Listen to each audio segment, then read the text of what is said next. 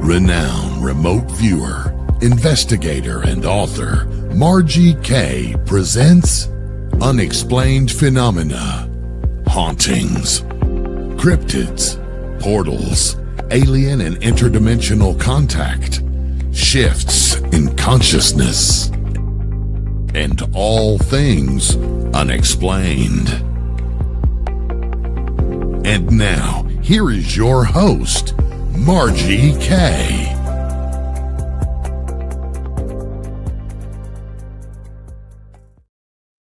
Welcome to the show. I'm your host, Margie K. And we are now, this is our first official change in the show. So no more UNX News after years of that. If you want to watch the archives, they are available on YouTube and Rumble. And if you want to listen, they're available on StreamYard. But now it is new, brand new Margie K show. We've got a new format, 2-hour format now. So you will have the chance to make comments, ask questions. And next week, we will be set up to take live phone calls. So you can call in and ask questions. The new format is at the top. We start with weird news. And then there'll be a break. We bring in our guest. And after we are finished speaking with the guest, I will take questions and do remote viewing for people. And so this ought to be fun. We'll see how things go. If you do have a question for me this evening, just drop it in the comment and I will see it and I will take a look at that. I do want to remind everybody that we have a conference page now on the website. Well, we've had it for a while, but we're really working on adding as many conferences as possible. So if you're into paranormal, anything, haunted, cryptids, anything weird or unusual, it's going to be there. Metaphysical, there's some really great metaphysical conferences coming up. So do check that out, unxnetwork.com, and go to the conference page. And now, also what I've got coming up here in Kansas City, the Oz Paranormal Group is putting on the Oz Cryptid Festival, which is called KC Cryptid Con, on September the 12th. So mark your calendar for that and be sure you're on one of our newsletter lists so that you'll get information about that and all the other great conferences that are around.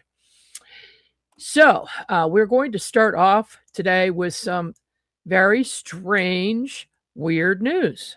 Now it's time for Weird News.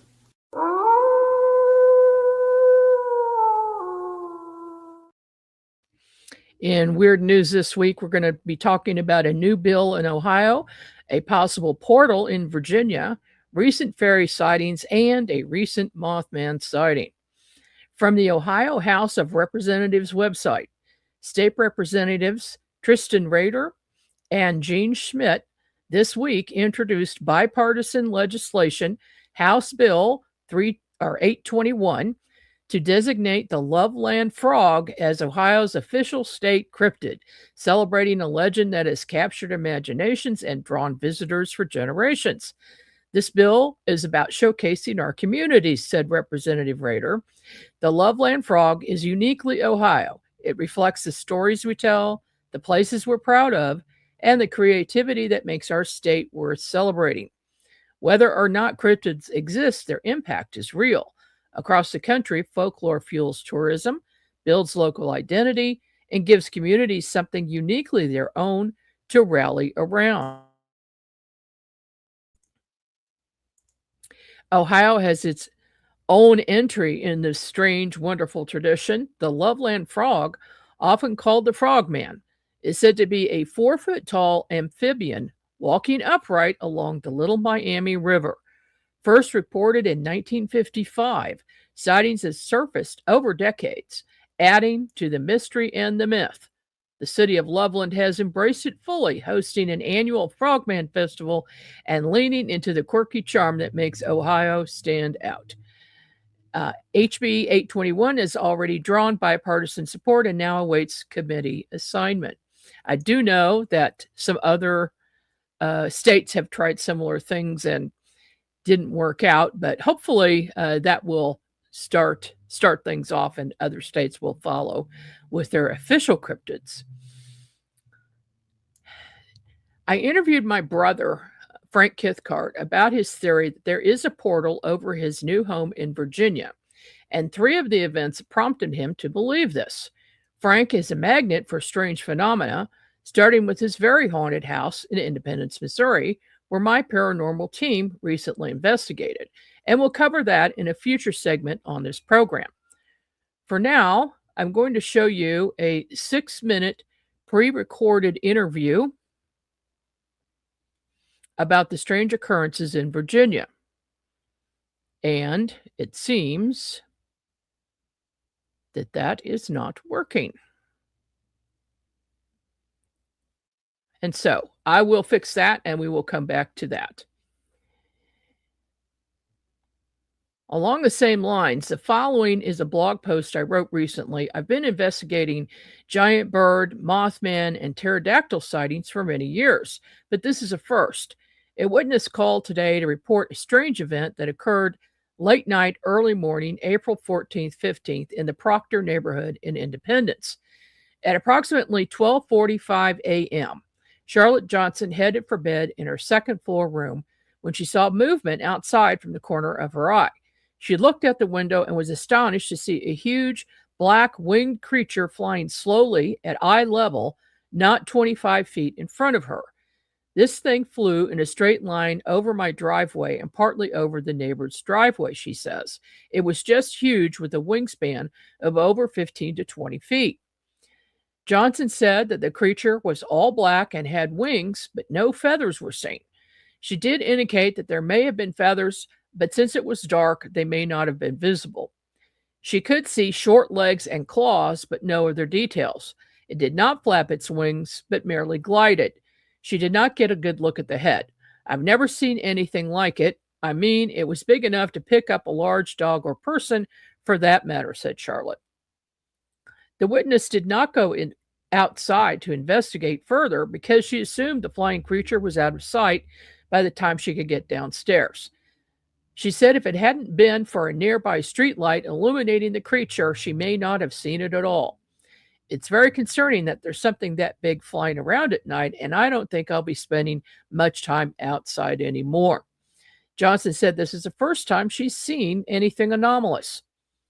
There have been numerous sightings of giant black birds, pterodactyls, and Mothman in the greater Kansas City area since 2011 and before. I have a Google map detailing these sightings, and this event has been posted along with many others. The map is called Winged Cryptid Sightings, which can be found on Google's Maps. There are currently 186 reports on the map, which include giant birds, Mothman, pterodactyls, fairies, and angels. My theory is that the Mothman is staying close to the Missouri River, which is within a few miles of the Independence sighting locations. And I'm just going to show you this map right now. I've got this pulled up here so that you can see this is the greater Kansas City area, but the map is worldwide. So when you go here, you'll see on the left, it'll tell you what was seen and usually the year. But then all you need to do is click on one of these, dots here, and they're color coded. Just click on it, and you'll see the story and when it happened, and who was doing the observing, as long as they wanted to let us know who they are. In some cases, people want to remain anonymous, so I do that.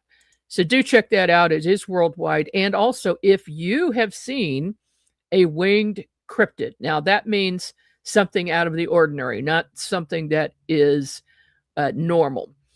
So if you've seen anything like that and would like to have it included on the map, just contact me. Send me an email to margiek1111@gmail.com, and we'll get it up there. And also possibly include that in a future book. Now we're going to talk about fairies for a minute.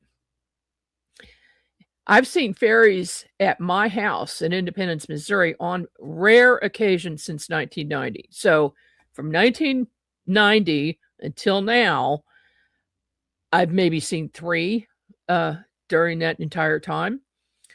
Now, when I was a kid, I did see some, and I have talked about that on shows before.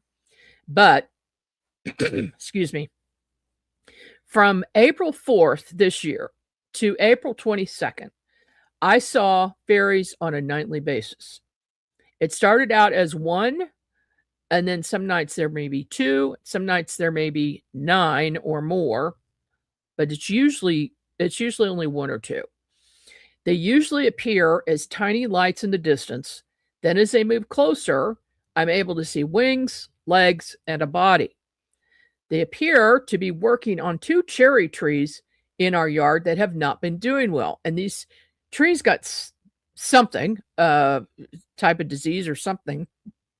The last couple of years, they have not looked good. We thought they were both dead over the winter. But now one of them has really recovered, like maybe 80%. The other one maybe 50%. But I think that has something to do with these tiny creatures that have been seen around them, and that seems to be their main focus. They always come in from the same location, though, across the railroad tracks. Right behind my house is a railroad cut that goes down. Then across the tracks are some very, very tall trees. And it always starts out the same location. I see tiny lights and one larger one. The lights are blue, and I mean blinding blue, neon. They look almost like lasers. They're so bright. And then the gold can be bright or they can be dull. Anyway, those 2 colors. And I will see a gold one first in the tall, tall tree across the railroad tracks. And that's maybe 80 feet up. It starts there, and then it gradually comes down that tree. Then it comes across the tracks, goes into some trees at my neighbor's, and then comes over to the trees in my house. And also they blink. Some of them blink off and on at long intervals. On April 22nd, one of the gold fairies appeared just 2 inches away from my arm, then disappeared. And incidentally, what I had done, I had been meditating, and I asked for the fairies to come in close so I could see them better, and then this appeared. I was in shock, actually, but it shows that there is something to do with telepathy and your level of consciousness and your state of consciousness at the time. So I encourage everybody to try this for themselves and just go into a meditative state and then think about what you would like to have come towards you, fairies, or you want fairies to show up. And that it might happen. It might happen. I'd be very interested to hear. So I, of course, told Race Hobbs about this. And Race, this is a few days ago, he says, I can't believe that you just said that. And I said, why? He says, well, he was sitting in his backyard in his chair out there, and he didn't have his glasses on, and he saw what he thought was a bird that was flying around a bush and kind of on the ground around this bush in his backyard. It was towards the back. And so he grabbed his glasses and put them on, and he looked, and he said, no, that was not a bird. That was a human. It looked like a human, tiny human with wings. And he could not believe what he was looking at. He said this thing mainly flew around the ground underneath this bush. And then it was gone. So he went over there to the bush, and he had just mowed the yard the day before. There wasn't anything really growing. And here is clover with flowers blooming in the clover. And he said there just wasn't enough time for that to grow up from the day before and then have flowers blooming. So Race isn't here to defend himself tonight, but he will confirm that he saw that. And so I thought that was pretty cool. And I thought that I would bring the fairies up. There is a lot going on in the world. We've got some missing scientists. We've got people who have worked on top secret things. We also have some ufologists who have mysteriously died recently, not just the ones that you're hearing on the news, on the mainstream news. There are some others that have been deceased or missing under strange circumstances. So I assure you, we're keeping an eye on this. If you check our website and look at the blog, you'll see the messages. But I just saw today a post, which is a short video post by one of our authors, Dr. Gregory Rogers, who was a NASA flight surgeon. And he posted something today, and I would suggest taking a look at it. It's almost like he's doing a preemptive message telling people he is not suicidal and he is not going to leave everything at home and go off for a walk in the woods.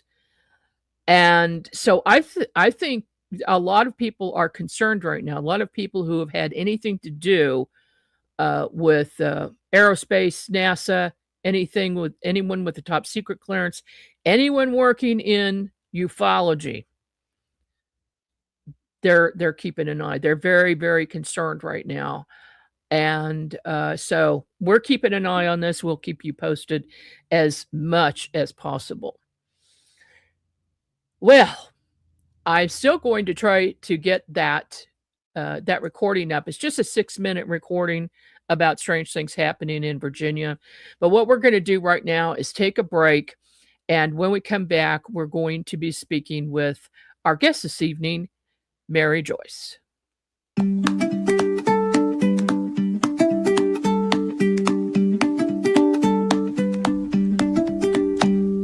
Patriox Oxygen Water addresses a condition called hypoxia, which is insufficient oxygen in the cells and tissues.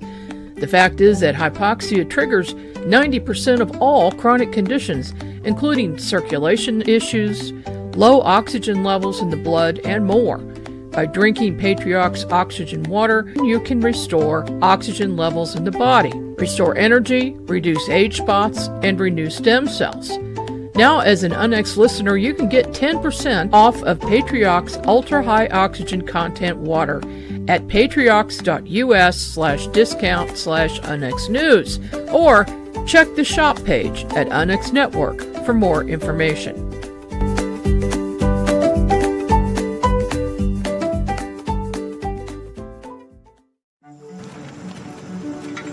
Remember, we always keep an eye on our debris burn until it's completely out. Mom!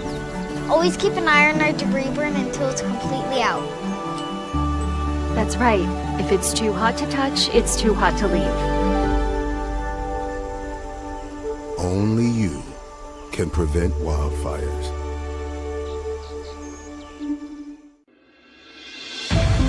The new book, How to Research a Haunted House by paranormal investigator Margie K. and professional researcher Violet Wisdom, is now available from UNX Media. This one-of-a-kind book explains how to do research on a house with uncommon methods and resources used by historic home researchers, and how to determine who may be doing the haunting and why. How to Research a Haunted House can be used by homeowners, renters, investors, and it should be in the library of all professional paranormal investigators. Get this unique book at unxmedia.com or amazon.com. That's unxmedia.com or amazon.com.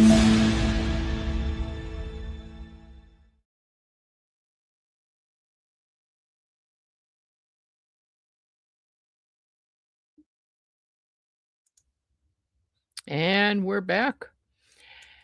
This evening, I have a really, really good guest for you. You're going to love this. I've had her on before, so glad to have Mary Joyce back with me This evening, Mary has worked for two major metropolitan newspapers, the Orlando Sentinel in Florida as an artist and columnist, and the Oakland Press in Michigan as a Sunday magazine editor and then feature editor.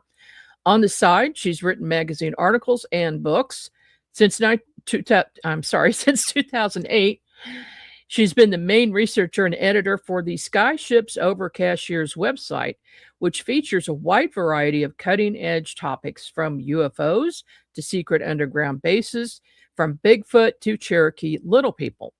Mary has gone from investigating mob stories in Detroit to interviewing people with the highest top secret clearances about clandestine government activities. Her most recent books are Spy in the Sky, Bigfoot Beyond the Footprints, Underground Military Bases Hidden in North Carolina Mountains, Cherokee Little People Were Real. Because of her website and books, she's been a frequent guest on radio and TV shows, including Coast to Coast AM and the Travel Channel. Thanks to Skype and Zoom, she's been interviewed on shows in Canada, the United Kingdom, and Australia. And now, welcome to the program, Mary. Hi there. How you doing? Well, I don't know. Tonight is just a little bit crazy, but we'll get through it. Okay, I'll help out if I can. Okay. It's so great to have you back. I know you know a lot about a lot of subjects, and we're going to talk about some NASA secrets tonight, which sounds just absolutely fascinating. But since we were on the subject of fairies a minute ago, I was wondering if you had any comments about that or any experiences. Yesterday, I met with a guy who's written 2 books about fairies, and he was interested in the little people stories around here because he ties them together. Apparently, from what he said, we Americans are all very limited about our understanding of fairies. We all think they look like Tinkerbell. And I'm very anxious to read his book because he said the word fairy out of, the British Isles is quite different and encompasses a whole lot more. So I'll probably do something about that after I read his books. All right. Yeah. I've done several investigations, and they range in size from 1 inch to 10 inches or bigger, right? Yes, and that's what surprised me, because he said some of the phenomena that we know of as little people who are like 3.5 feet tall, he said they fit into that category. So Yeah. this definition of fairies goes way beyond what mine has been up to this point. So I apparently have some things to learn. Yeah. By the Well, way, we all do. his name is Andrew Warburton. And so if anybody wants to look him up, I cannot remember the titles of the books, but they're both about fairies. And again, his last name is Warburton. I think I've got that right. Okay. I will definitely look that up. Interesting stuff. The world is interesting. There's always something new that's popping up. And if you are interested in anything paranormal or unexplained, there's plenty out there, isn't there? Absolutely. It's endless. I guess we get bored if it wasn't that way. Oh yeah, definitely. And I know you would for sure, because you're interested in everything strange and unusual. I get bored easily, so I hate to do repetitive stuff. Yeah. All right. Well, you've worked on a lot of subjects, a lot of different subjects, studied things, interviewed a lot of people. But what we're going to talk about tonight is NASA secrets. So please go ahead. Okay. This is really old information that nobody knows about. And when I lived in Florida, I lived so close to the Kennedy Space Center that my building would vibrate before the launch, when launches first started, and I could see the launches from where I lived. And while I was there, I got to meet engineers and astrophysicists and all sorts of people who worked at NASA. Now, the most surprising thing was when I met one of the astronauts. It wasn't anything like I expected it to be. And I'll kind of paint the picture for you.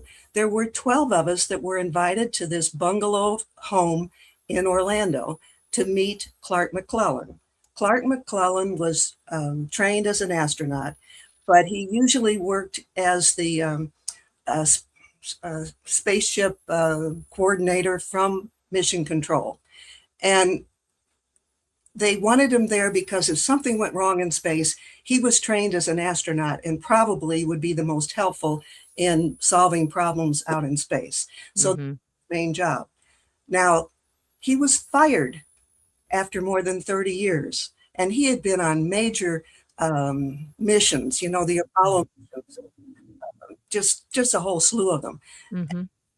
He was really stressed out when I met him. He was sweating, and we were in a bungalow home that had air conditioning. He was very nervous. It's the last thing I expected from an astronaut.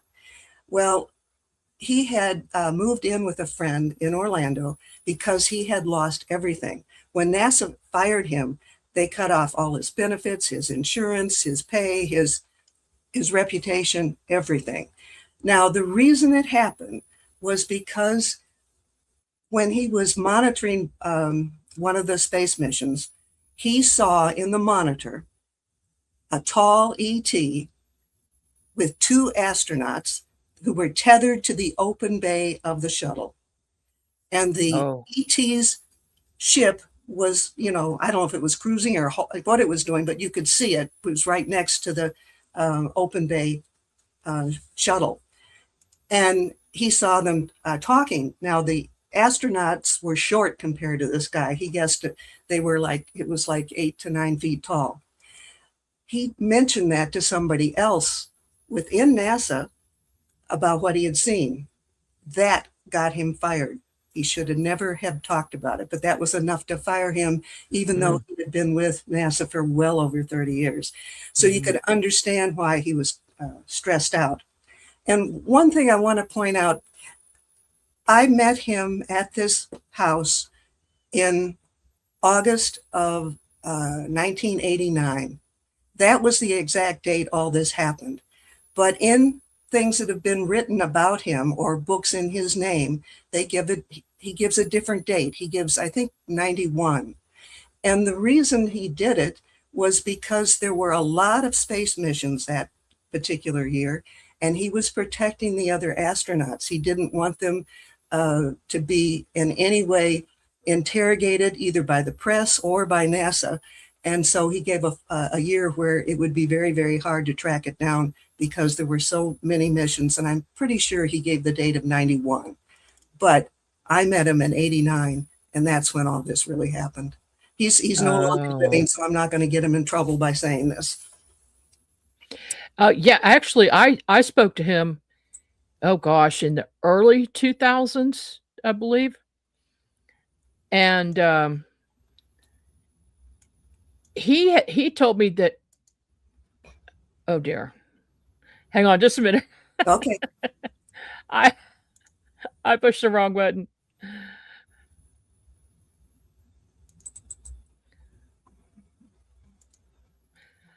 Got it. Okay. Sorry about that, guys. Just having all kinds of technical problems today. But when I spoke to him, he told me he had lost all of his benefits. He Yes. didn't have health insurance. That's He didn't have a pension. He was in dire straits. And apparently he didn't talk outside of NASA. But he also was one who firmly believed that the public had a right to know more than NASA was giving them. And he always felt strongly about that. He also said, now this is secondhand from him, he also said that there was another incident about 2 months after he saw the big ET. And let me give you some words here. About 2 months following my incident, I was informed of another report by another aerospace engineer. This person was also involved in the launching of space shuttles. This shuttle engineer observed a similar entity, 8 to 9 feet tall, inside the space shuttle crew compartment. Yes, inside the shuttle. He kind of emphasized it. It was slouched over to protect its head from hitting the shuttle overhead structure. Again, it was communicating with 2 much smaller NASA astronauts. Now, that's a quote from Clark, but it's another episode besides the one that he saw. Oh, my goodness. And you've seen pictures, we all have, of the inside of these compartments that contain the astronauts. And Not very big. You can imagine something 8 or 9 feet tall would have to scrunch down to even get inside. And I don't know, it looks like it would be really difficult. Oh, it does. The thing is, he can't have been the only one who saw these things. And then, of course, the astronauts are not talking about it after they come back. Not very often. Not very often. The earlier astronauts, but these days, recently, you don't hear them talking about that.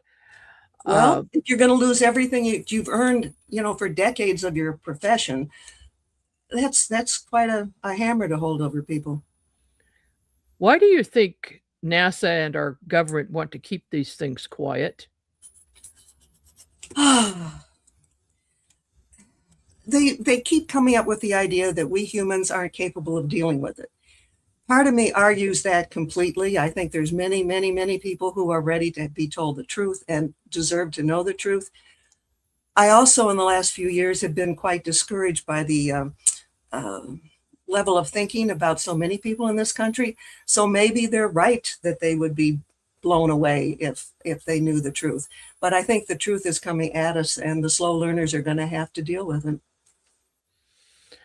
Yeah, we do have some aggressive Congress people right now who are really working to get us as much disclosed as possible, because I don't think that the public will freak out. We've been trained for the last 50 years in movies, TV shows, cartoons, prepping us for this, don't you think? And that was done deliberate. Apparently there is a plan. Let me put it this way. I've had a lot of trouble with my book, Spy in the Sky. It's been blocked at every step. The only way you can get it is to go right to my website under Editor's Corner. And I talked to somebody who does remote viewing for, let's say, the government or entities associated with the government. And I was told that I was getting information out there too soon, that it was not fitting their timetable, and they just wanted that information to come out later. So that may be giving you part of the answer. They have a script they seem to be following. And so they'll block you on social media and block your books from being sold. Oh, not all my books, just that one. That one is the one that's the one where I used Google Earth. And I found all sorts of stuff on Mars and on the moon, around the sun, in deep space. It's basically a picture book for adults. It shows you actually what I saw. And it also shows you before and after pictures. I thank God I took screenshots of things, because many times when I posted some of these things on my website, it's been immediately blocked out on Google Earth. So if I hadn't done the screenshots, I wouldn't have any proof of that. I'll give you one example. I found 2 major entrances into Antarctica. And after I posted those, they got blotted out. It was like somebody took a bottle of black ink and just poured it right over it. And what was interesting is that they did a series of things in trying to cover this up. The immediate thing was just to black it out. And then I kept checking it. And for a brief time, one said Hollow Earth Entrance, and the other one said Hollow Earth Entrance 2. That only stayed there for a short amount of time, but my goodness. Eventually, both areas are looking like it's just nothing but ice and snow. But thank God I kept checking back on it, because I'm so glad I caught the one that was labeled Hollow Earth Entrance and Hollow Earth Entrance 2. That tells you a great deal. It most certainly does. Have you taken a look at the North Pole by any chance? I have. I haven't found anything great up there, but Antarctica is a very active place. Yeah. That's there's a lot of history there. That indicates there's definitely something big happening there. Let me give you just a little bit more background on that. Clark McClelland became friends with Werner von Braun. And they were friends for about 7 years between 1959 and 1966. And what happened was that when von Braun would come to the Kennedy Space Senate for a meeting or something important, the two of them had the similar interest, and they would get away from everybody. So if they had a convention at a hotel, they would go out to the pool and find a quiet corner under one of the umbrella tables, or they go out to the beach and talk to each other. And so Clark learned an awful lot from those conversations with Werner von Braun. And let me pull up here something about what he said with Antarctica. Let's see if I'm sure I can find it here. Sure I can. My technical difficulties are all in my head.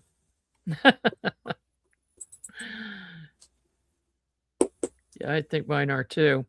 Okay, I'm not being real successful with this right now, but he told him several things. I was going to be quotes, but I'm not pulling them up right now. He said that Antarctica was the place that they built the Shangri-La for Hitler. And it was under the ice, and it was built there long ago, and that's where he went. That Hitler didn't die. It was a doppelganger, or whatever it's called. Doppelganger. Applied for him. He told me that. He told me that they would build, the Germans would build their spaceships in Antarctica under the ice. He told me that the ships that they built were the ones that flew over Washington, D.C. in 1952. They were not ETs. I found that fascinating. Let's see, what else can I remember? That's fascinating that at that time we had the ability to create craft like that. Obviously, do you think they were reverse engineered? Let's see. I'm going to try my system here again. Well, we'll give you a chance to do that when we do the next break. This is a quote. It's Clark talking about what von Braun had told him. He said, the Aryans from Aldebaran arrived on Earth many, many thousands of years ago, most recently in the early 1930s. They were here assisting the German armies with weapons that were far ahead of those of the USA, Russia, and Japan. And he said, yes, I have seen real ETs from Aldebaran. Now that is a quote attributed to von Braun by Clark. He also described them. He said they were taller, and many have blonde hair and blue eyes. I have heard others who were Germans at the Kennedy Space Center admit that they saw them. He said the Earth is a nursery of many cosmic races from the stars. We are being visited by intelligence from other stars.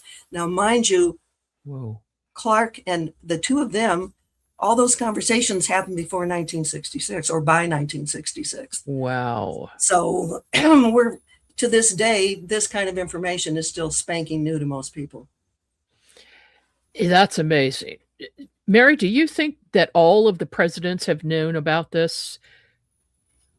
I think Eisenhower, I don't know if they're letting our present one know very much. I think most of the presidents have known more than they ever let on to. But I don't think they're sharing all that with the present president.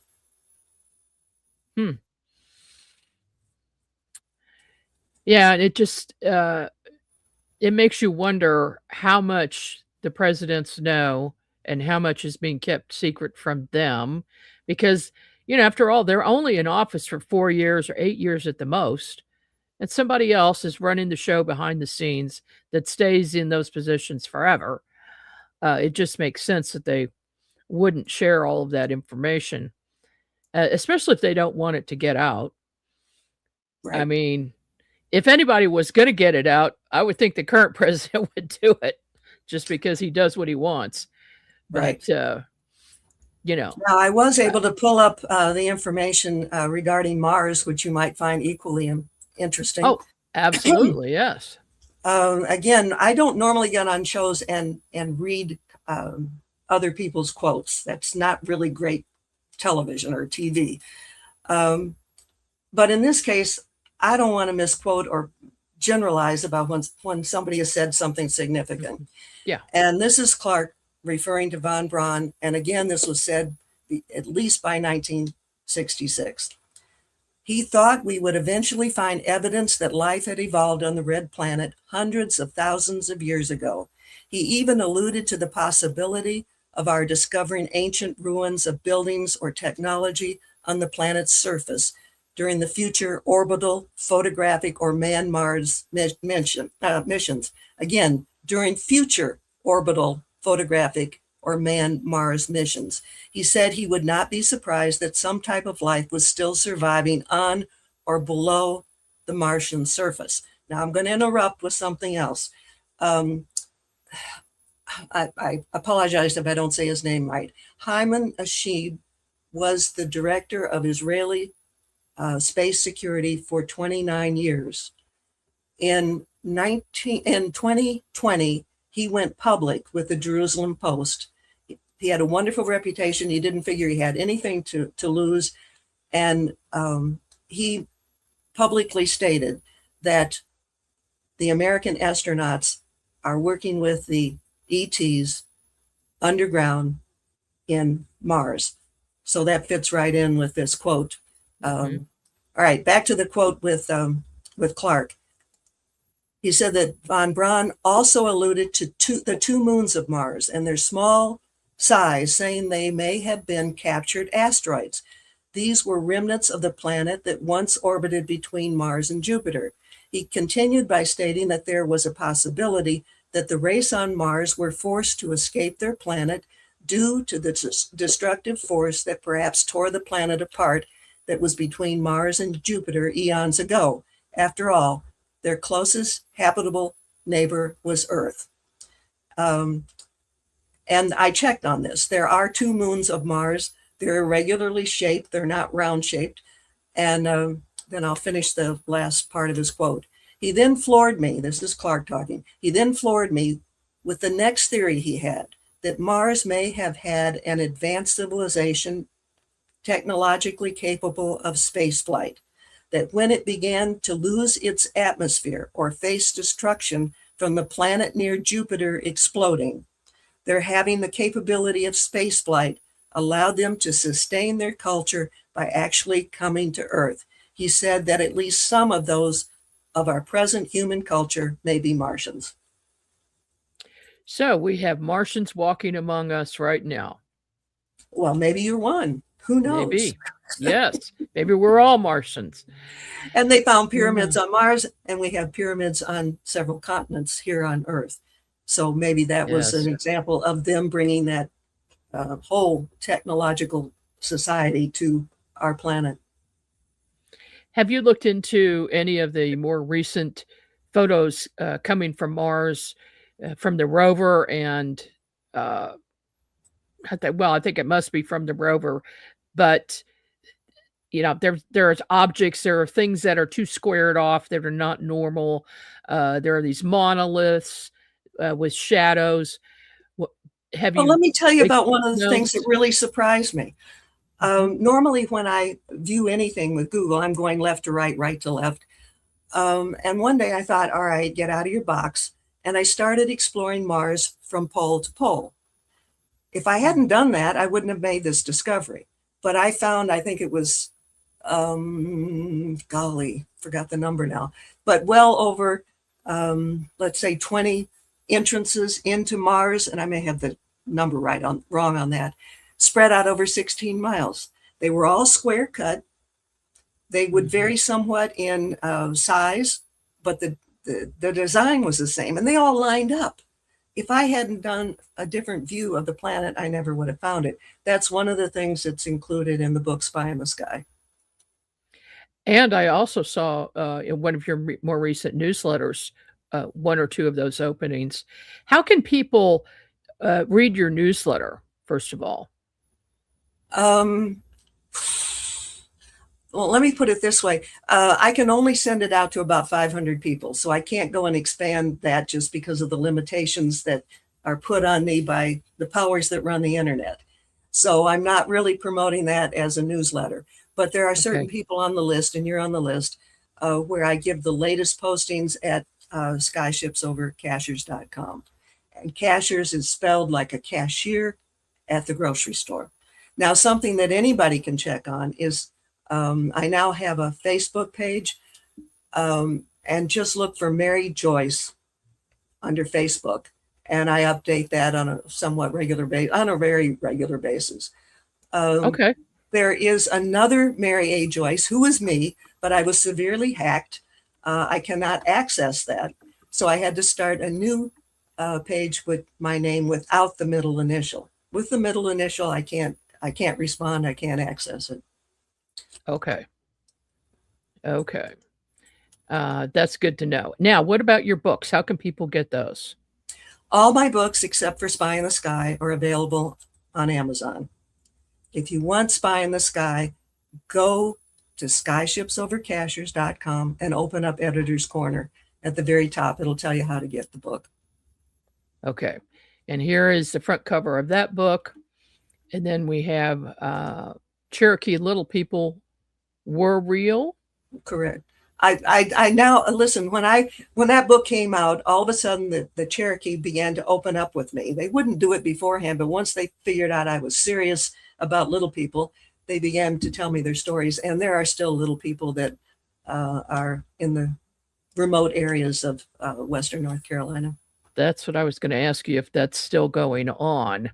But I didn't know that when I did the book the first time. I thought it was all in the past. Just for people who might not know what that means, can you tell us who the Cherokee Little People are? It's a race of people that, for the most part, look like the Cherokee.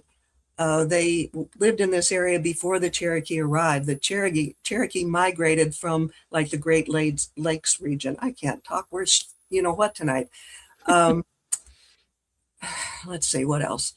They're just small. They're not midgets and they're not dwarfs. They're just small people. And they, for the most part, stay out of sight and out of mind with, you know. Did they leave behind any structures or evidence?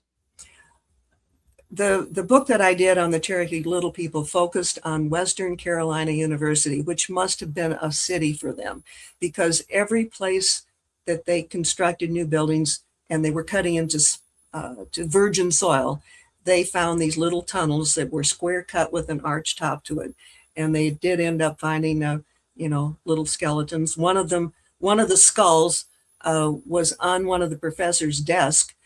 And one day, I think it was an English teacher from high school, picked it up and looked at it and said, "This is not a child's skull," which is what the scientist was saying, because it has all its wisdom teeth. So it's an interesting phenomenon. I've learned a lot since I moved to North Carolina. We have Bigfoot, we have little people, we have UFOs, we have underground bases. It's if you want to be entertained, there's a lot of things to entertain yourself with here. Indeed. And there's just a special feeling about that area, especially where I've been many times north of Asheville, up in the mountains and around Little Switzerland. I've spent there. a lot of time there, and I've seen the lights, the blue lights, The Brown Mountain Lights. the Brown Mountain Lights. Yes. Have you seen them? Yes, I have. And that's a phenomena that's been going on since before we had automobiles. So when people see those lights like across the valley, a lot of people say, well, that's just car lights, or it's this or that. But the phenomena has been here a very long time. Also, one of the people who did a lot of hiking in that area saw one of the mountains open up, like a door that opened up.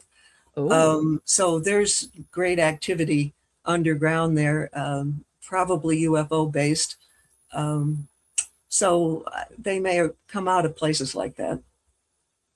It seems that there's when this hiker went back to take other people there, it was closed up. This was, and it looks like just part of the mountain. You would never know there was an entrance there. The same is true around Grandfather Mountain. There's an entrance there also, but you can't see it. It's very well camouflaged. we've got some strange things going on in the Mark Twain National Forest in Missouri. And people go in to research something, like they might be looking for the Missouri Mystery Mound, or they're looking for things that are buried underground. And then all of a sudden, out of nowhere, our military saying, get out. And this is a public forest, national forest. A lot of these activities are on public land. We have them under the Great Smoky Mountain National Park. We have it under Grandfather Mountain. We have it, if not under, at least near Chimney Rock, which is a state park here in North Carolina. I think that they have more freedom, perhaps, to do things if it's public land or a public park. It seems to be a pattern. It does make you wonder. But of course, it's a good place to hide things if it's in the wilderness and away from the general public. Right. And when I say something's at the Great Smoky National Park, you think of the active part where everybody goes. Well, the park is much bigger than that. Mm-hmm. And so some of the things, especially to the east of the main tourist section, is where some of this stuff is found. Things that would be relatively inaccessible locations. Not where tourists would normally go. That's true. Yeah.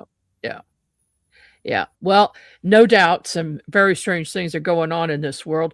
We are going to take a short break here in just a minute, and because I want to talk about everything. I like that. I mean, all your books and everything. I want to get a little bit of everything if we can, but definitely also I've got to ask you if you've got any more secrets coming out of NASA or any place else that you might know of. Okay. So when we will do that. We'll tackle it. All right. That sounds good. Okay. Well, we're going to take a short break and be back right after these messages. How do we make the intangible tangible? How do we come to an understanding of a phenomenon when so much information is concocted or misreported and circulated on the internet? How do we find clarity, not only in understanding individual UFO cases, but also the big picture? My name is David Marler. I've been an investigator, researcher, author, and lecturer on the UFO subject for over 35 years. I've always anchored my research in what was meticulously reported and documented regarding UFO incidents. I never succumbed to conspiracy theories. I never relied on second or third-hand reporting. I never let belief lead me. Rather, I've taken a data-driven approach towards the subject, predicated on the original, contemporaneous sources of information. Now, in conjunction with the National UFO Historical Records Center, the largest UFO archive ever assembled in the United States, I am working with a dedicated team who shares this approach and vision. Now, more than ever, we need credible material presented on the UFO subject. As we work through our vast archive, we will bring you the original source materials related to historic UFO cases. Our archive is comprised of thousands of case files derived from some of the earliest UFO investigative and research organizations, APRO, NICAP, CUFOS, and many others. Some of these are familiar cases, but the majority have never been shared or discussed publicly before, until now. Together with my colleagues, who are some of the leading historians in the United States on the UFO subject, we look to be a credible voice for the field. Everything we present is backed up by the original military or civilian UFO reports, the original audio tapes, the original correspondence, the original news clippings, and original photos. All of these are housed at the National UFO Historical Records Center, where they can be accessed by visitors. All of these materials we look to share with you, our audience, in our series, UFOs in Retrospect.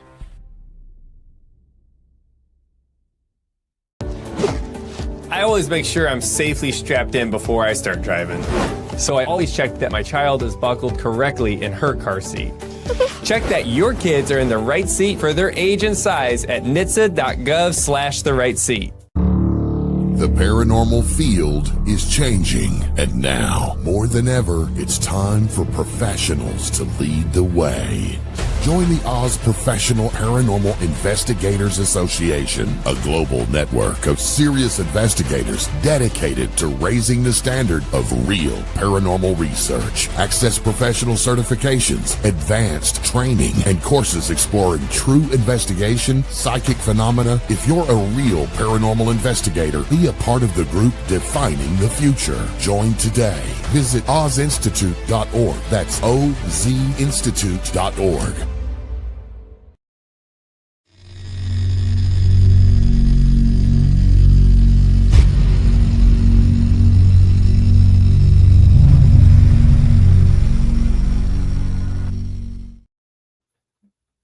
And we're back on Margie K, and I'm interviewing Mary Joyce this evening. Mary knows a lot about a lot of things, and she is sharing some very unusual information with us tonight on various subjects. Mary, let's go back to NASA for a minute. I just want to make sure we didn't miss anything that you were going to tell us. There's one more thing I'd like to add. Clark McClelland was also friends with an astronaut by the name of James Irwin. He was the lunar module pilot for the Apollo 15 mission. And this is the last time I'll read for you. This is a quote. This is quoting the astronaut, James Irwin.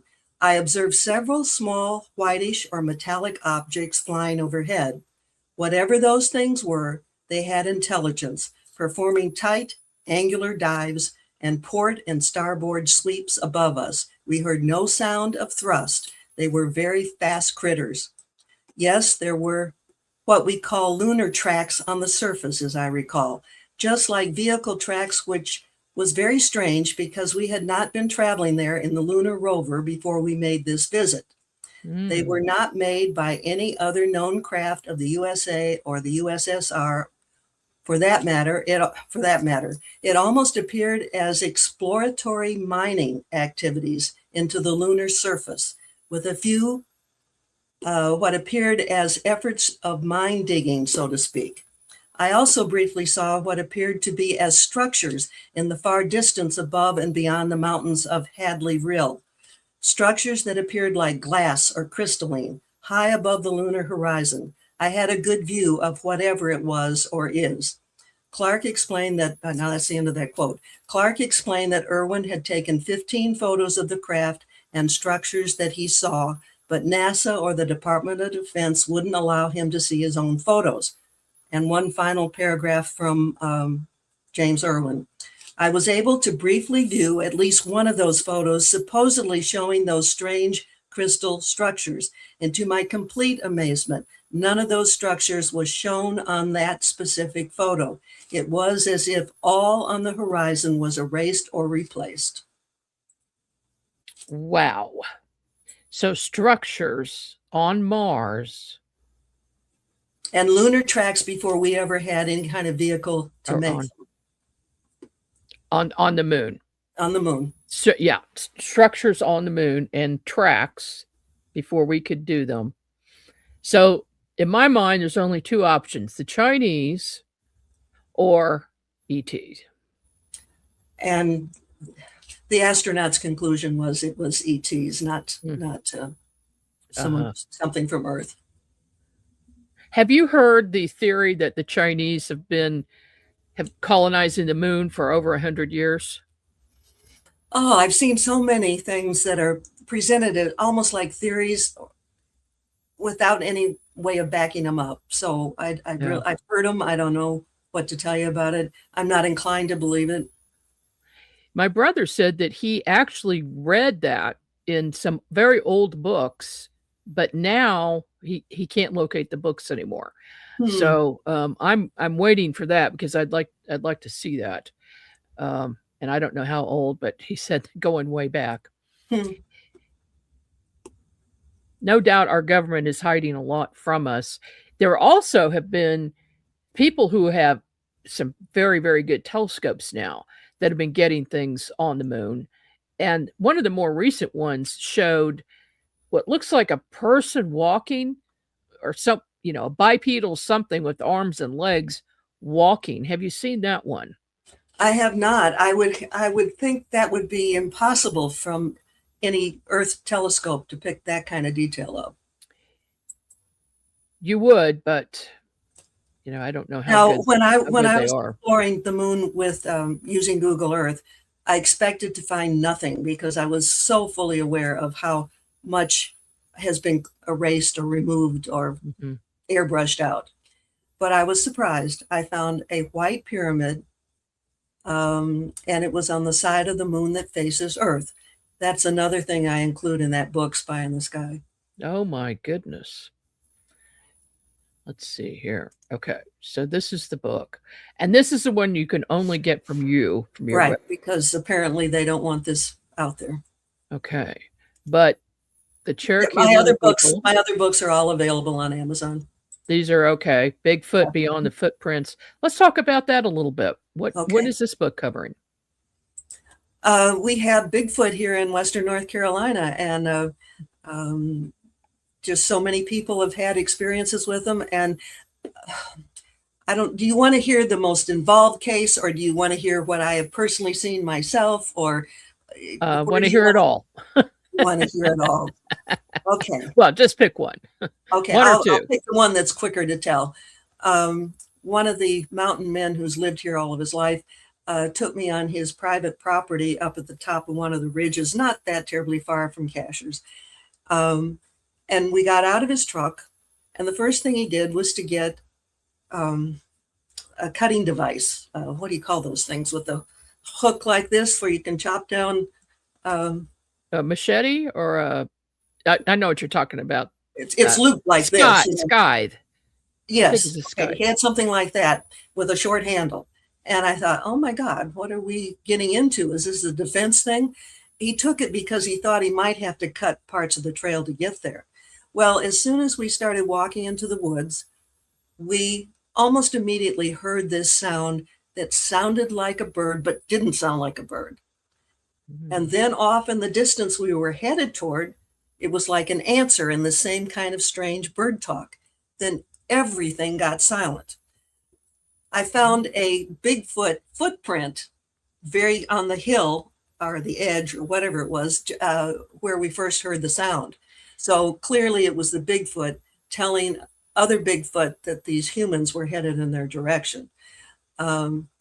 I did include a picture of the cave that we found, which was pretty good size. I think it was like 8 feet across, 5 feet tall. Could not see the back of it. I was not brave enough to go into it. Right. Who knows what's back there? We have bobcats and all sorts of weird things. So I was not brave, but I did take a picture of the cave. And so that was an experience where I saw the footprint and heard the sounds and saw the cave myself. And I've seen many footprints. There's one cave, basically in the Cashiers area, and it's almost on a vertical incline.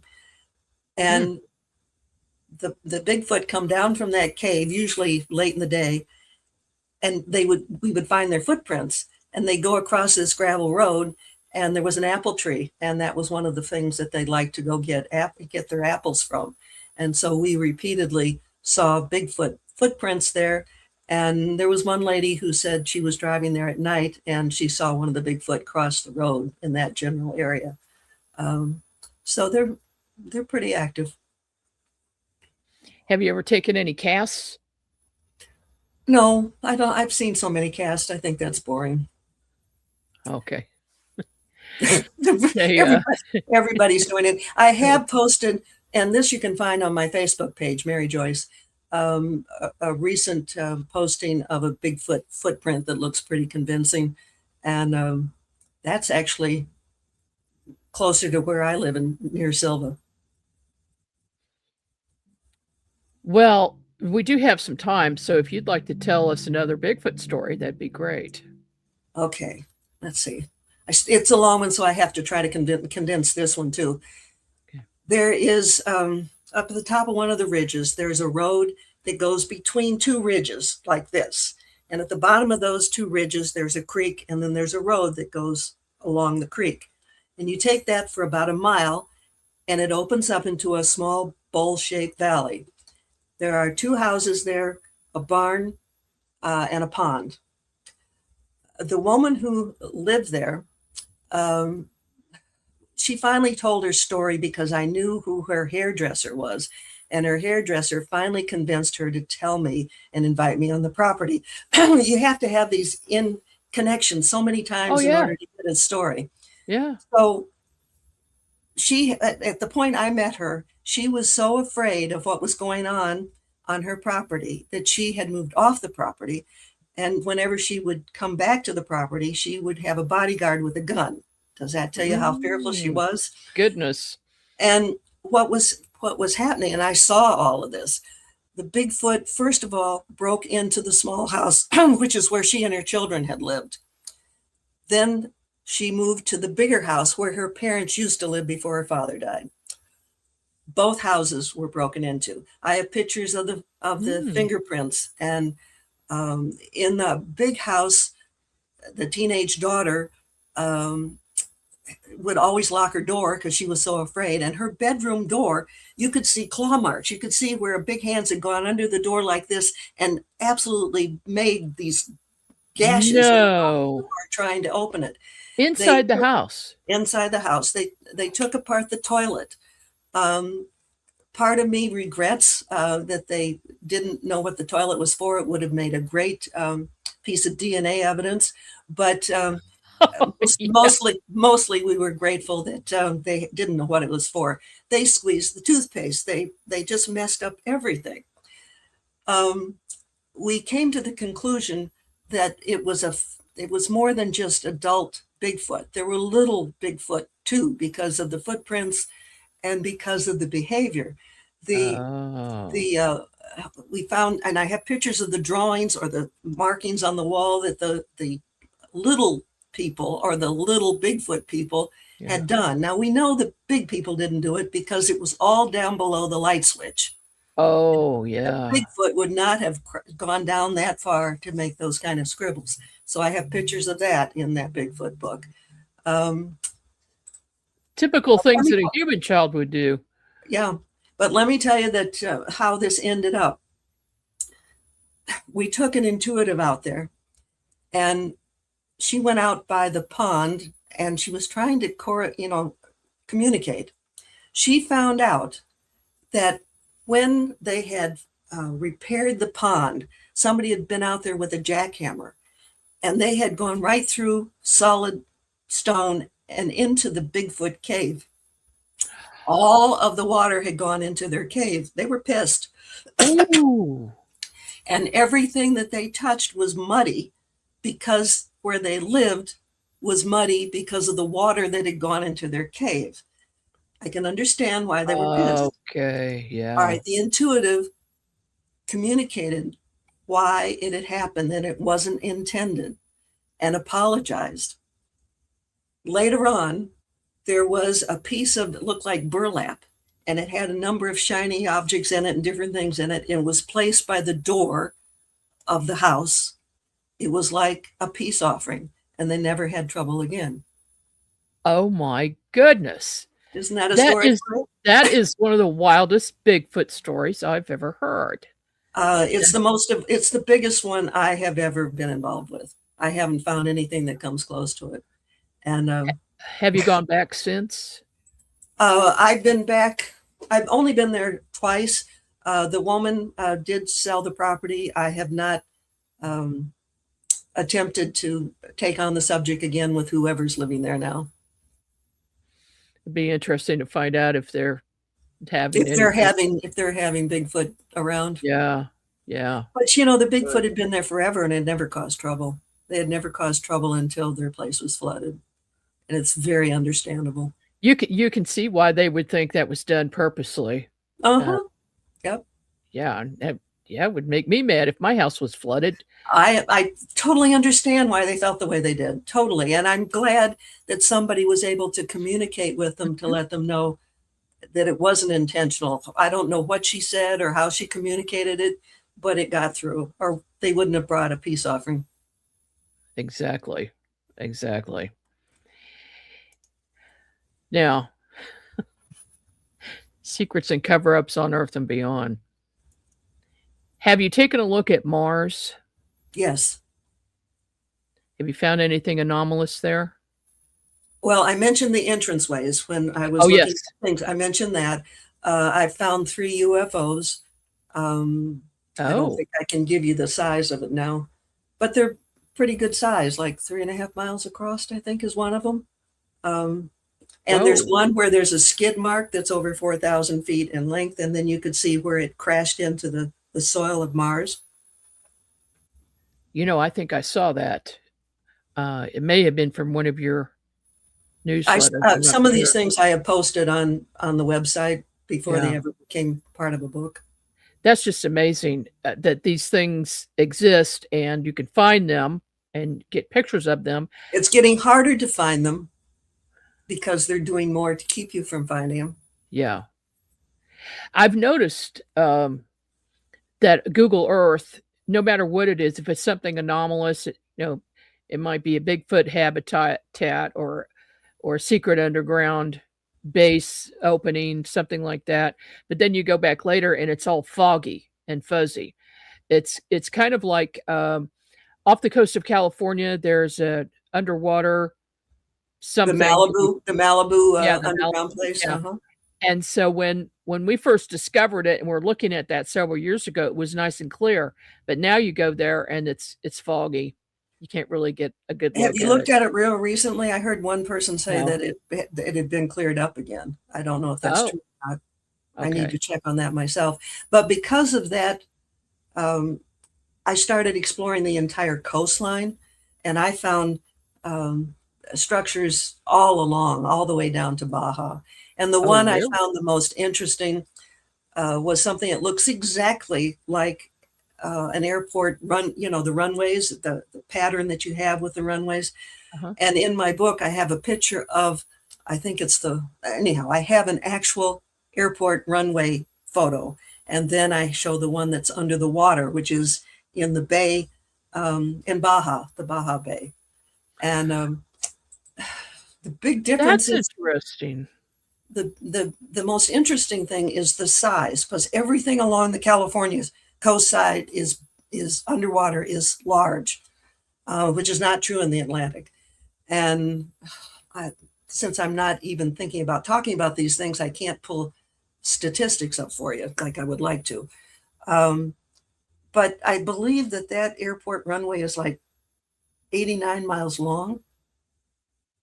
The longest Oh, runway in the world today is not much over 3 miles long.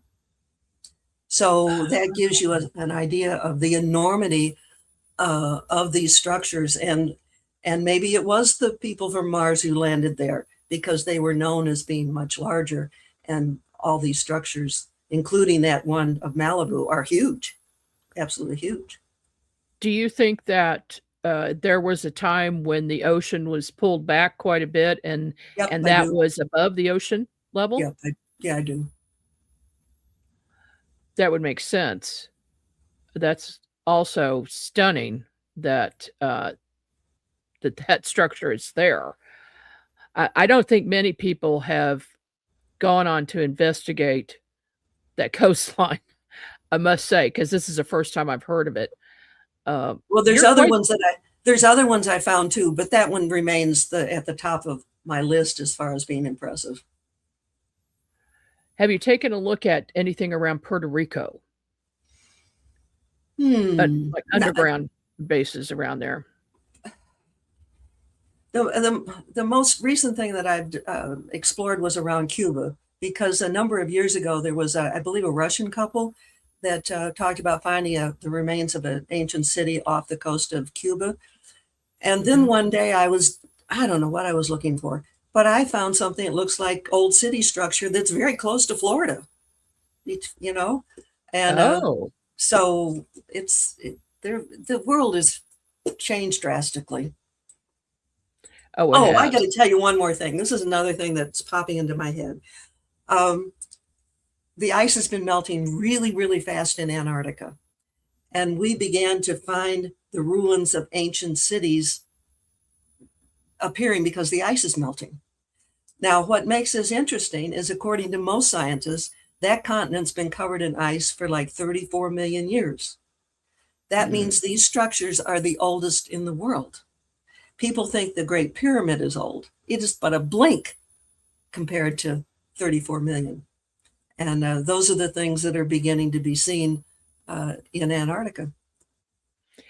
I think I've got 5 of them that I've included in the book. That's interesting. And this subject of Antarctica, the Pee Wee Reeves map showed Antarctica Right. at one time, and there are other maps and old books that discussed it as being habitable. And Green. they've also found fossils, and they show leaves of plants that would only grow like in tropical areas. Uh-huh. So do you think that that is maybe some evidence of pole shift? It could be. It could be. Mostly the pole shifts tend to be just the electromagnetic shifting of the poles. Mm-hmm.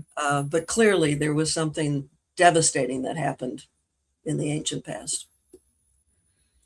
Yeah, I can't remember the time period exactly, maybe about 12,000 years ago, when they found woolly mammoth in the ice with vegetation in its throat. Right, still like So it had a it wasn't frozen digested. solid. Yes. Uh-huh. Right. Yep. But then, so that, I mean, that to me is only one thing, pole shift that's immediate, that's instant. That would And that's support pretty that. scary. That would support that. Can you imagine But right just now we're dropped going into through a pole shift, and it seems to be very gradual, and it Uh-huh. seems to be just the magnetic poles slowly shifting. So at the moment, I don't see any indication of something as earth-shattering as the things we're talking about right now. So there's a possibility that our moon has been inhabited for a long time, that Mars was inhabited at least, if not now, but a long time ago. Do you think any other planets in our solar system are inhabited? I hear things, but I don't. People talk about Venus being inhabited, but I'm not prepared to back any of that up. I don't have any credible source or information that would be conclusive about that. Okay. But you keep your mind open to it. Oh, I think we have to keep our mind open because so much is being revealed, but too slowly for me, I must say. I hear you. It's frustrating. Keep up the good work. You're helping a lot of people open up faster than they might otherwise. Well, you are as well, and your newsletter's great. Facebook, and I can't imagine that you're getting much sleep because of all the information you're putting out there for everybody, and we all appreciate it. And again, it's skyshipsovercashiers.com. That's been up since 2008. And I swear to God, even in the archives of each of those sections in that website, you will probably find things that are new to you or to anybody. So Indeed. just because it's the archives doesn't mean it's not going to be interesting. Okay. You want to leave us with any last minute thoughts? We cross your fingers and hope for the best. We humans have got to straighten ourselves out. And I'm a long-term optimist. Not so sure about the short term, but in the long term, I think things will get better and better. Is that a good optimistic way to start? That's a very good optimistic ending. Okay. All right. Thank you so much, Mary. And we will definitely be in touch. All righty. Thank you. I enjoyed talking to you. Okay. Bye-bye. Have a good evening. All right. That was Mary Joyce. And gosh, she's an interesting lady. She studies everything. And her books are great. I've read the Cherokee Little People book. So just go to Amazon, Bigfoot Beyond the Footprints, Underground Military Bases, which we didn't talk too much about this evening, but we've talked about that on a former show. And then, of course, Spy in the Sky, which you can only get from her website, spyshipsovercashiers.com is the place to go. Okay, so now I do have the recording I did. That's a 6-minute recording about the strange things going on in Virginia. So I'm going to go ahead and play that right now.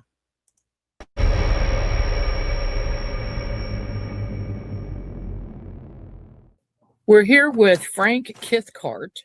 He lives in the state of Virginia, and he and his wife recently moved there.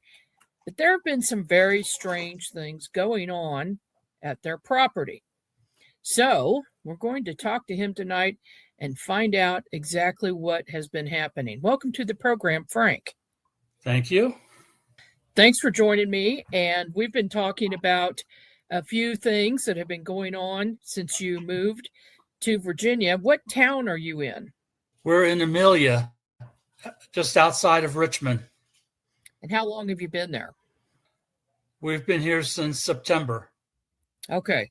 What's the first strange thing that occurred? The first one was I brought my dog out before going to bed one night that was real nice. We saw a group of deer, and in front of the deer, before they walked to the woods, was a green light, and the deer followed the light. And so I walked around the side of the house going towards the backyard, and the deer kept following the light and followed it into the woods. So no matter, the light went back and forth, up and down, it didn't matter. The deer continued to follow it deep into the woods. I thought that was fascinating. How big was that light? To the naked eye, it looked like maybe the size of a human finger. It was real small. Oh, very tiny. It was real bright, you said? Yeah, it's just a bright green light. How far off the ground would you say it was? It was eye level with the deer. And is that the only time you've seen it? Yeah, that's the only time I've seen it so far. Well, let's move on to the next very strange thing. Tell us about that. After that, in October, I was also outside with the dog, and something said, "Look up." And I saw what looked like a spaceship of some sort. It was kind of shaped like, to me, it looked like a very large horseshoe shape with white, kind of almost like a white flame coming out the back. And it went into a portal like it was above the road in front of our house. And I mean, it was pretty large. And if I was to measure it, it looked like the size of a very large airplane. Was there any sound? No, nothing at all. So you say it looked like it went into a portal. Did you see anything flash or open, or anything different in the sky where this thing went? Yes, you could see the portal at the exact time it was time for this object to go in, and it was just so quick, and it closed up, just as fast as it opened. It was just really fast. Was there some color to it? The object, no, it was just the object that opened up. You could tell that it was as black as the sky, but the object was just, it looked like it was 100% white. Okay. Since then, you saw some other things in the same area around that portal area, correct? Yeah, 4 nights ago, there was about 6 different objects flying in the sky, coming from 5 or 6 different directions. Like they were all exploring the night sky, but very, very high up in the sky. It looked like they were above what it looked like to me. It looked like they were above the orbit of satellites. And I've studied those kind of things quite a bit. And then they all just seemed like they came down to the same level of that portal that's above the road. And they all went into that portal at the same time. So did you Just see the one after portal open another. up? Yeah, it opened just quickly enough just for them to go in. And as quickly as they went in, it closed up. What do you think the And altitude my dog was is? watching. Oh, it your just- dog. Wow. So your dog saw it too. The dog was watching the same time I was watching. Did the dog react in any way? Was it scared? No, it was just like fascinated. And how far off the ground, or what is the altitude of that portal, do you think? Oh, if you could measure, the best guess I could come up with would be maybe 4 or 5 football fields. So 500 feet? Approximately. All right. Well, thank you so much, and we'll be in touch. Thank you.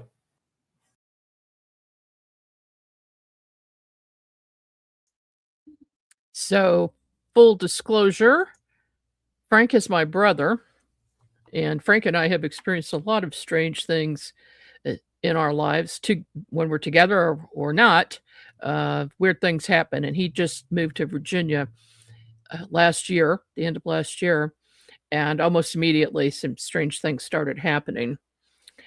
We were talking about that green light that he saw, that the deer followed. And at one point he said he thought it might have been a fairy. So I don't know. But so we are going to take a break. And then when we come back, I will discuss some recent things that I've seen while remote viewing. And I will be taking questions from the chat. You can ask 1 or 2 questions for yourself or just in general. Just make sure, if it's a health question or a very personal question, just know that everybody's going to hear that. You don't have to give your real name if you don't want to. And we will be back right after these messages.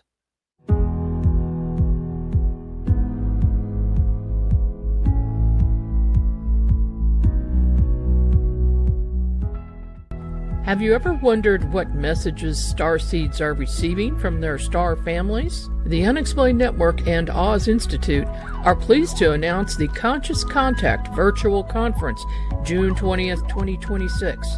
Join us to hear messages from the Pleiadians, Arcturians, Venusians, and more with Lily Nova, Isha Patel, Dr. Raymond Keller, April Cordner, and Margie Kay.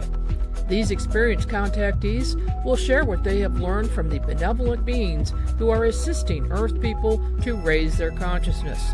Visit unxnetwork.com for more information and to register. That's unxnetwork.com.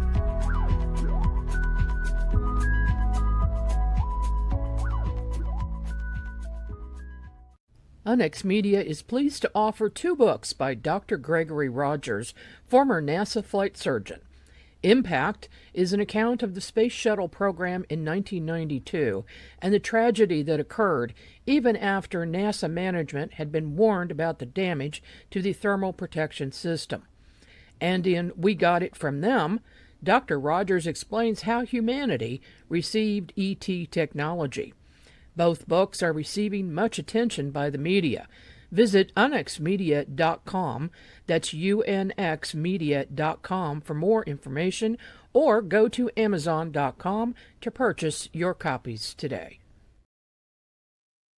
Welcome back. I'm Margie Kay, and this evening I'll be taking questions from the chat, and also I've got a couple from email that I will remote view for you.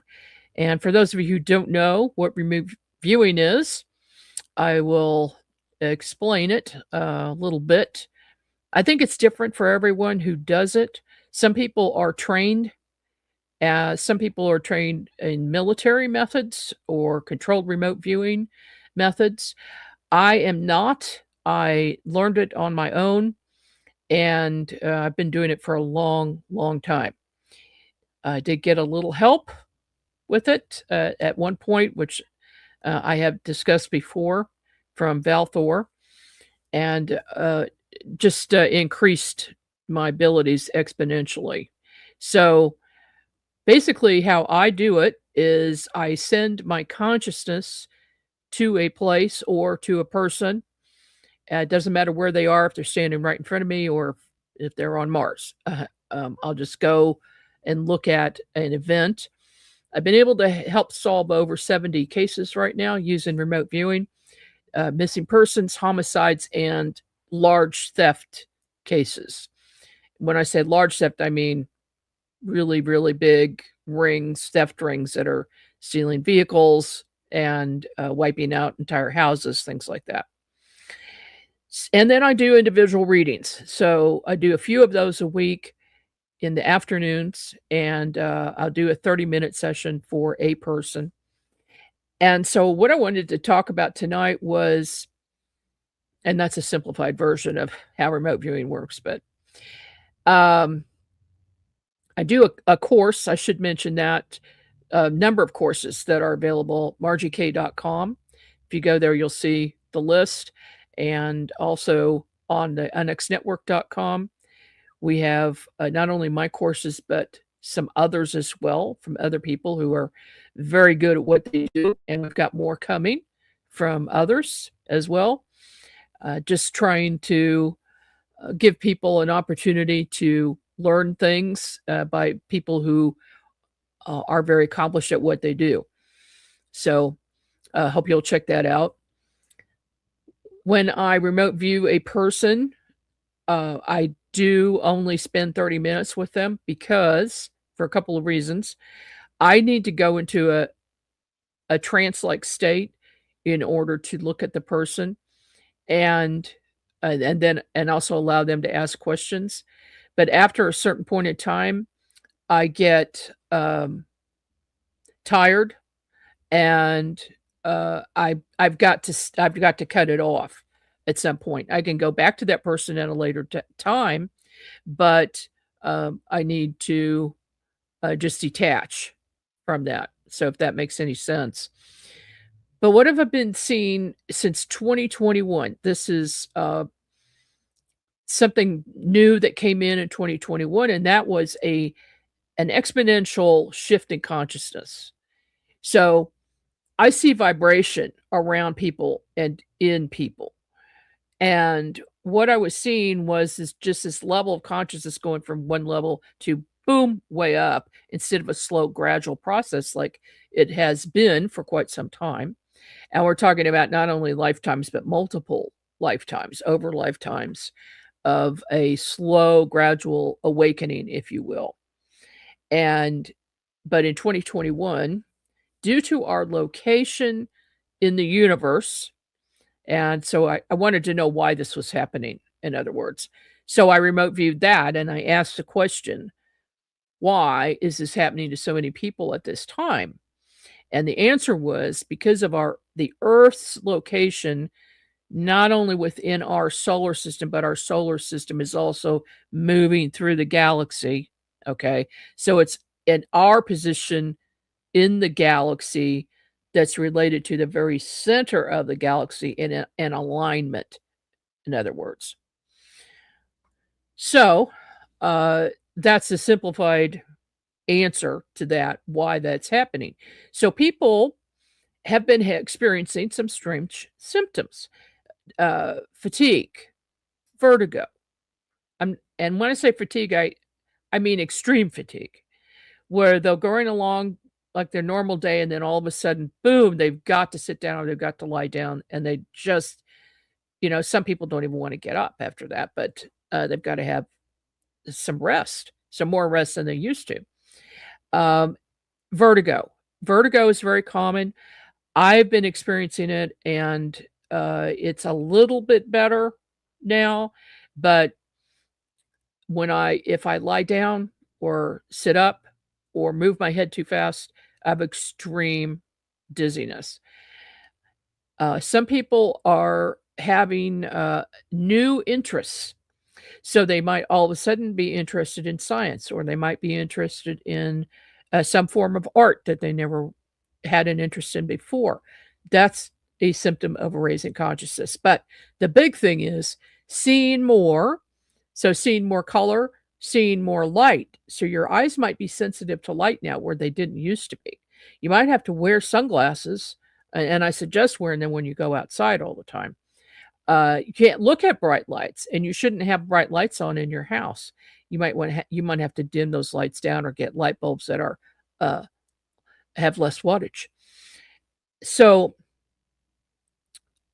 that's going on, as well as being able to see spirits, fifth dimensional things, fairies, like I mentioned earlier, that I've been seeing these fairies for the past 3 weeks at my house. And before that, it was very, very rare, but now it's almost on a nightly basis, unless it's storming out or there's tornadoes, which we've had the past few days off and on.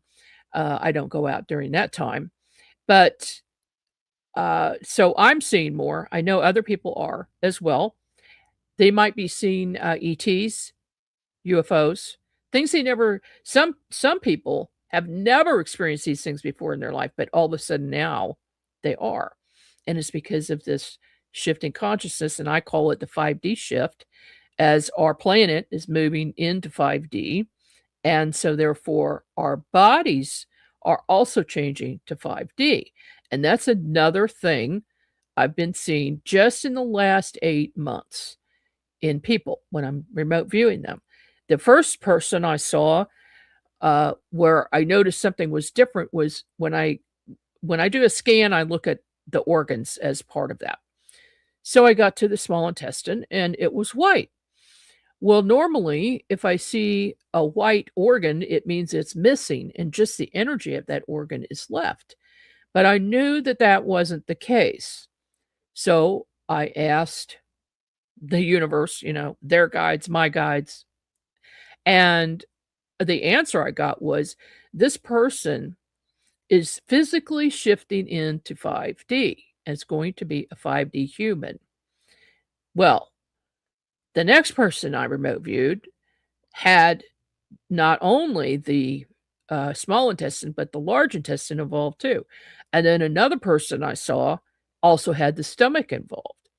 So I was told, this is a process. It's a slow process, but over a period of time, that person will eventually become 100% 5D and will no longer be a 3D human. And I thought, okay, does that mean that that person is going to shift into higher dimension and not be able to interact with their friends and neighbors who are still 100% 3D? And the answer was no. They will be able to react. They will be able to see other people and be in the same space with them. However, the new person is basically changing. This person is going to change, and they're going to be a light being or a lighter being. They're still physical, but it's a very, very light physical person, being. And so it's difficult to explain. That's the best way I know how to explain it. But they're also going to be glowing. So that's the light. That is the light that's within all of us. We are eventually, everyone will shift, but they may not all do it in this lifetime. It may still take them a while. As you know, everybody has a different level of consciousness. People who are listening to this show and others like it have a higher consciousness, so you may be experiencing some of these things yourself. But it's just, I think it's fascinating to watch. And I also still keep hearing, now is the time. Well, that means a couple of things. First of all, it means shifting to 5D, raising your consciousness, waking up. Now is the time to wake up. So if anything is keeping you on the fence, just push it aside and do research, read books, listen to people online, that you trust, and go to conferences and listen to different people's experiences. This will help you advance and raise your consciousness. The number one thing that will help you raise your consciousness, though, is meditation. And I have been saying this for years. I have been doing meditation since I was very, very young, even before I knew what it was called. And that is how you access your subconscious. It's how you access your higher self. It's how you bring things to you. It's how you manifest things. It's how you see things. It's how you communicate with your guides and other beings like the fairies. Many good things happen when you are able to put yourself just in a meditative state and just get out of the craziness of every day, working, traffic, noise, all of those things slow us down. One of the biggest things that slows us down is our cell phones and our computers and the screens that we're looking at all the time. And I don't want to get in it too much tonight, but I'm of the opinion that the creation of all these things was actually, there was an underlying reason. Excuse me. Got a little bit of a cold. So I think that there really has been an underlying conspiracy theory behind all this. And anybody that uses these items is going to understand exactly what I'm talking about. They do everything to keep you glued to your device and not working on yourself and not talking to people one-on-one. We're losing our social skills. People don't meet in person anymore. They don't put their phone down long enough to go out, and be with people. And that one-on-one interaction is a natural thing. That's how it should be. But being glued to our phones is definitely is not. And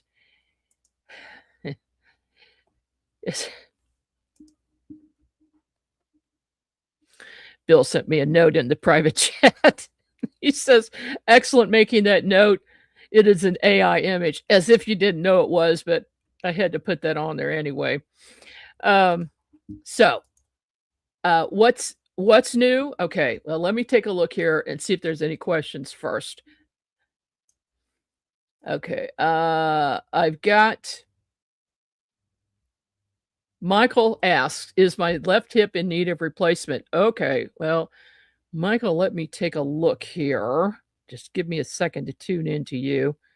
Ooh, that looks a little wonky. It looks like your hip is trying to come out of the socket, like it's a loose socket. And I see that with people sometimes.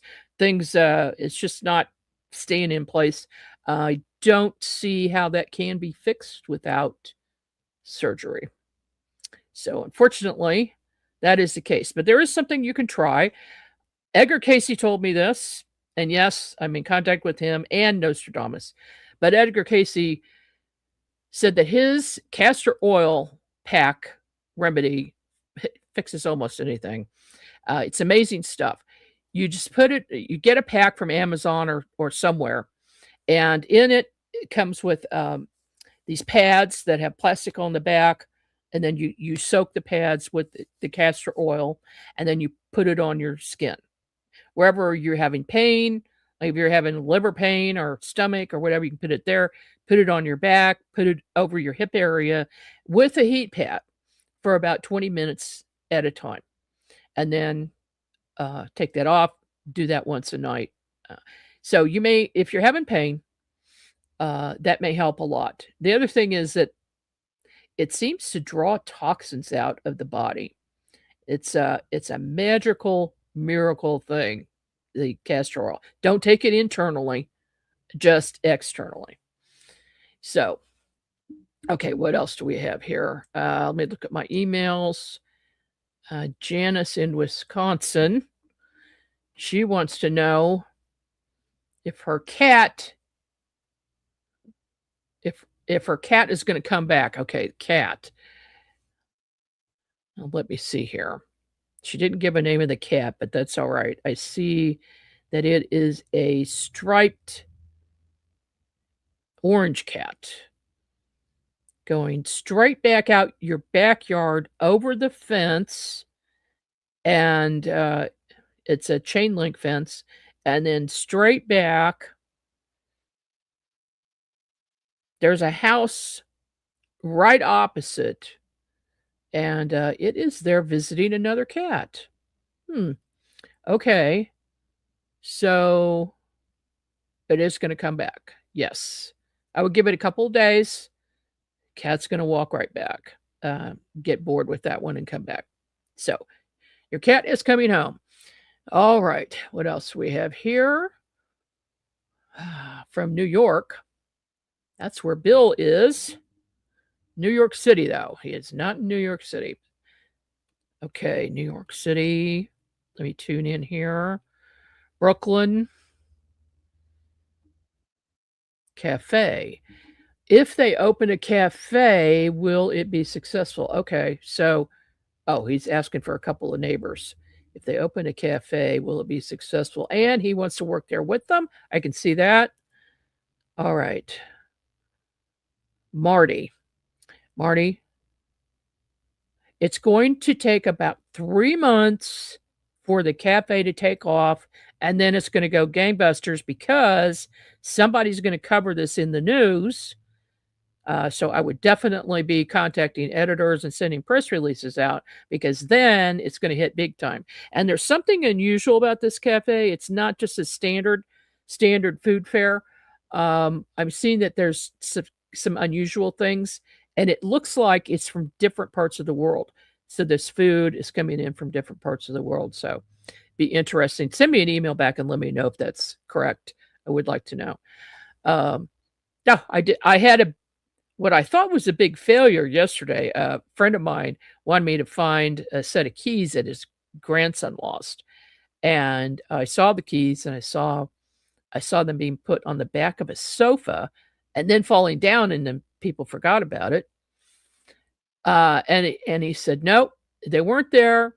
They were found in a sack in the middle of his bedroom. I'm like, I guess I'm off tonight. And then I got to thinking about it, and I'm thinking, this is going to be a future event that I saw. So I'm not going to tell him. I'm going to wait and see if that is indeed the case. That's a future event. All righty. One more here. Sally in Ohio. Let me zone in there for just a second. Having trouble with her left wrist and doesn't know why. Okay, Sally. Take a look at that wrist. What I do is look inside the body and see the structure and see the bones and organs, tissues, muscles, all of that. And I see a very badly pulled muscle on the left side, and also some tendon damage on the left side. What to do? Sometimes I'll get a message what to do, so I'm going to ask your guides about that. And I'm hearing ice.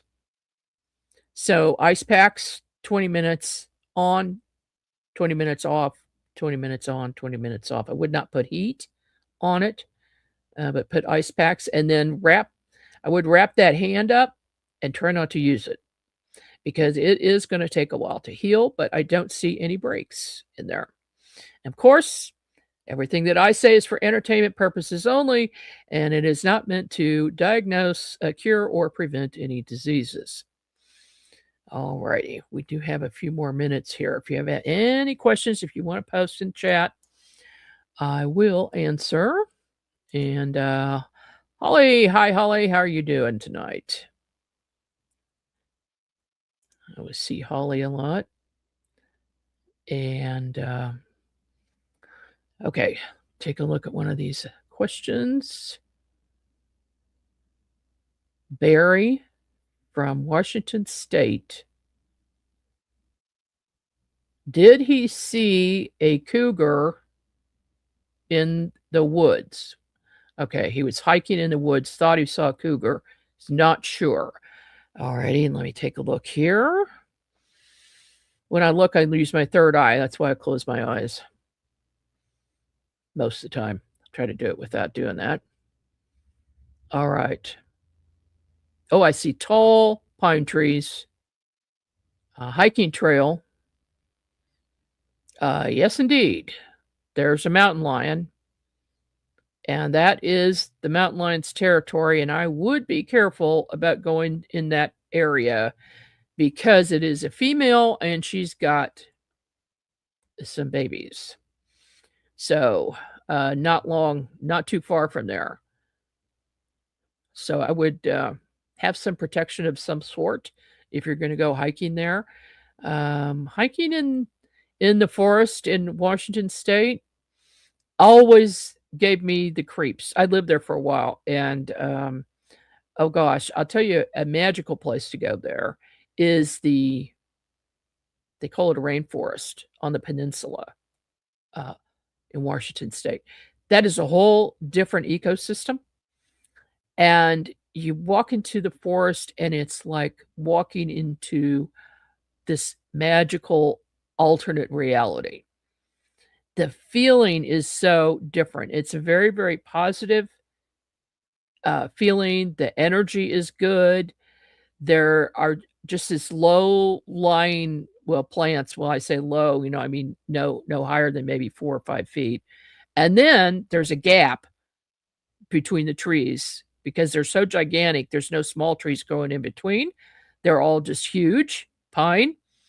And you look through and you can see for a long, long distance. And there's always seems to be a mist or a fog in there as well. And that's what kinds of makes it very magical. However, on the sign before you go into, it's called Pisgah National Forest. And there's a big sign there. And if you read it, it says, all of these people, and there's a long list of people, have gone into this forest and did not come out. And nobody knows where they are. I'm like, oh, this doesn't look good. And my husband and I went there in 1986. And so he says, oh, let's go on the hike. Well, all we had was a water bottle, each of us, and that's it. And another warning is make sure you have gear before you go in. It was a 1.5 mile walk to get to the ocean from that spot. And we went through, had no issues. And when we get to the ocean, there are these huge driftwood logs. And you can imagine, they were really, really difficult to climb over. They were so huge. But when you get to the other side, there was a black sand beach that is so cool. And we spent a little bit of time there, and then we noticed the tide was coming in. And we're like, wait a minute, we need to get out of here while we can, because the whole thing is going to be filled with water and be blocked in from, with those logs. So I can imagine that some people have actually drowned without getting out of there in time. So we did get out. We came back without incident. But I will say this. There's also a feeling that you're being watched the whole time you're in there, in that forest. And for me, it's Bigfoot. Sasquatch is keeping an eye. So anyway, years later, I'm going to tell you the rest of this story. Years later, my daughter got married, and she and her husband went to that spot for their honeymoon. And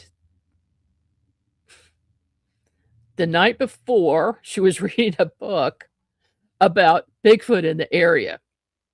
So, she told her husband about that. And he says, there's no such thing. We're not going to run into anything. They went to the exact same spot we did, but they went very early in the morning. 6:30 a.m. is when they headed out. And there were no other cars in that parking lot going into that park area. They saw the same signs we did. All of these people are missing. They didn't come out, and take everything you need with you. Well, they each had a water bottle. That was it, even though I had told them in advance. And so they're going down, they're hiking down, and it had just rained earlier, I guess overnight. So it was a little damp on this. It's a trail, but it's a dirt trail. There's no gravel or anything. It's a dirt trail. So they're traveling along, and she suddenly just stops and looks down, and there is a huge print sunken down into this very damp soil.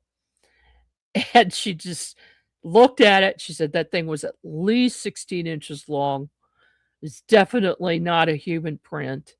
And then there was another half print ahead of it with the other foot, with the left foot. And so she made her husband stop and look. And all he did was look at it and say, "Oh, some people are just playing a joke. That was probably a man-made thing, and they stuck that there." Well, she didn't think it was. Anyway, no proof, no pictures. No, have pictures, but just don't have a cast of it. Anyway, be careful when you're going in the forest, no matter where it is. We are done for this evening, folks, and we'll see you here again next week with some more weird news and a great guest.